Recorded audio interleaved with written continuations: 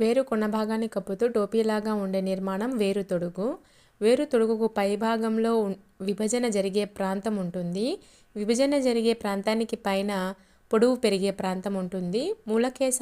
కేశాలను ఉత్పత్తి చేసే పొడవు పెరిగే ప్రదేశానికి పై వేరు భాగం ముదిరిన ప్రాంతము. ఈ మూలకేశాలు వచ్చేసి మృతిక నుండి నీరు, ఖనిజాలనాలను శోషించడం అనేది మూలకేశాల యొక్క విధి. దీన్ని మనం ఒక పిక్చర్ రూపంలో చూద్దాం రండి. చూడండి, ఇప్పుడు ఇక్కడ మనకు వేరు కొనలో తీసుకున్నట్టయితే 3 భాగాలు ఉంటాయి, 4 భాగాలు కదా. ఇది వేరు తొడుగు, కొనాన ఉన్న భాగము వేరు తొడుగు. దీనిపైన మనకు విభజన జరిగే ప్రాంతం అనేది ఉంటుంది. దీనిపైన మనకు పొడవు పెరిగే ప్రాంతం, అంటే ఇక్కడ వేరు పొడవు అనేది పెరగడానికి కారణమయ్యే భాగం ఇది. ఆ తర్వాత దీనిపైన మనకు ముదిరిన ప్రాంతం అనేది కనిపిస్తుంది. ఈ ముదిరిన ప్రాంతం నుంచి మూలకేశాలు అనేవి ఏర్పడతాయి.